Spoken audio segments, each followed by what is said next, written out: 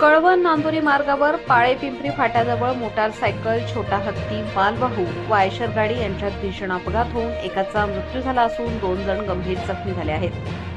मिळालेल्या माहितीनुसार motorcycle MH41 AJ 1759 ही प्रथम छोटा हत्ती MH41 AM 0733 गाडीला धडकली व त्यानंतर समोरून येणाऱ्या आयशर MH43 BP 2720 गाडीवर आदळली.